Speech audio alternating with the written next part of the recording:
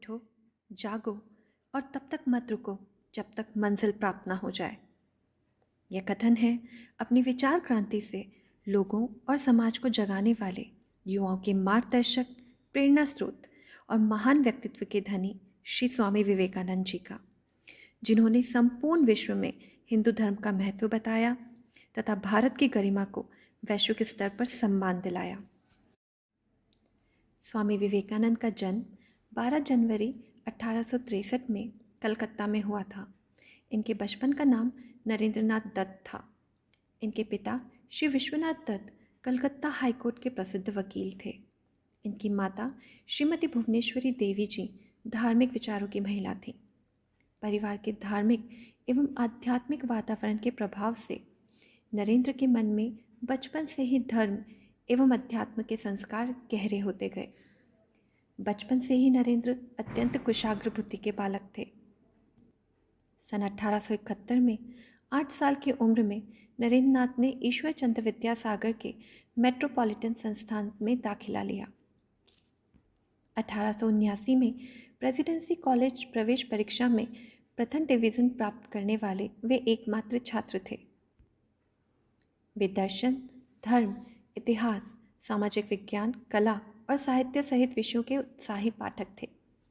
इनकी वेद, उपनिषद, गीता, रामायण और पुराणों के अतिरिक्त अनेक हिंदू शास्त्रों में गहन रुचि थी। नरेंद्र ने भारतीय शास्त्रीय संगीत का भी प्रशिक्षण लिया था। इन्होंने पश्चिमी तर्क, पश्चिमी दर्शन और यूरोपीय इतिहास का अध्ययन स्कॉटिश चर्च कॉलेज में किया। 1881 में इन्होंने फाइन आर्ट्स की परीक्षा उत्तीर्ण की और 1884 में बीए की डिग्री पूरी की। नरेंद्र ने कई लेखकों के कार्यों का अध्ययन किया। इन्होंने हर्बर्ट स्पेंसर की बुक स्पेंसर्स बुक एजुकेशन का बंगाली में अनुवाद किया। पश्चिम दार्शनिकों के अध्ययन के साथ ही इन्होंने संस्कृत ग्रंथों और बंगाली साहित्य को भी सीखा। नवंबर 1881 में उनकी अपने गुरु श्री रामकृष्ण परमहंस जी से प्रथम भेंट हुई, जिनके सानिध्य में ही उनकी आध्यात्मिक जिज्ञासा को पूर्णता प्राप्त हुई।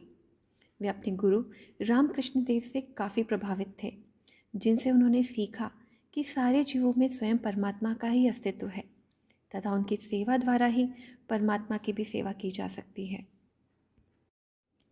अपने गुरु श्री रामकृष्ण परमहंस की मृत्यु के पश्चात विवेकानंद जी ने पूरे भारत का भ्रमण किया और ब्रिटिश भारत में मौजूदा स्थितियों का प्रत्यक्ष ज्ञान हासिल किया।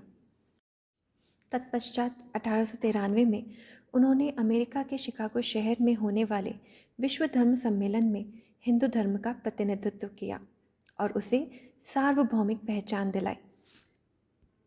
विवेकानंद जी ने संयुक्त राज्य अमेरिका, इंग्लैंड और यूरोप में हिंदू दर्शन के सिद्धांतों का प्रसार किया और कई सार्वजनिक और निजी व्याख्यानों का आयोजन किया।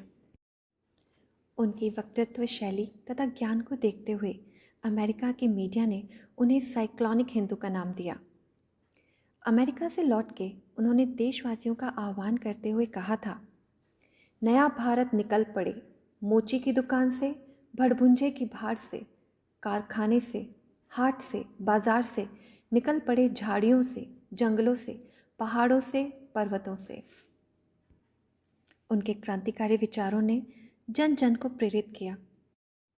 स्वामी विवेकानंद भारतीय स्वतंत्रता संग्राम के भी एक प्रमुख प्रेरणा स्रोत बने।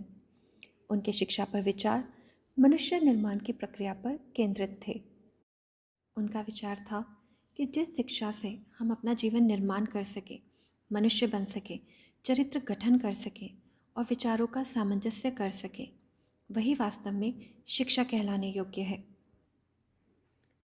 गुरुदेव रविन्द्रनाथ टैगोर ने एक बार कहा था कि यदि आप भारत को जानना चाहते हैं तो विवेकानंद को पढ़िए, उनमें आप सब कुछ सकारात्मक ही पाएंगे, नकारात्मक कुछ भी नहीं। 4 जुलाई 1902 में बेलूर रामकृष्ण मठ में ध्यानमग्न अवस्था में महासमाधि धारण कर स्वामी विवेकानंद ने अपने प्राण त्याग दिए। उनके शिष्यों और अनुयायियों ने उनकी स्मृति में वहाँ एक मंदिर बनवाया और समूचे विश्व में विवेकानंद तथा उनके गुरु रामकृष्ण के संदेशों के प्रचार के लिए कई केंद्रों की स्थापना की। स्वामी विवेकानंद जी के दर्शन, आदर्श और विचार भारतीय युवाओं के लिए प्रेरणा का एक बड़ा स्रोत है। इसीलिए उनके जन्म दिवस को राष्ट्रीय युवा दिवस के रूप में मनाया जाता है। स्वामी विवेकानंद जैसे महापुरुष सदियों में एक ही बार जन्म लेते हैं, जो अपने जीवन के बाद भी लोगों को निरंतर प्रेरित करने का कार्य करते हैं।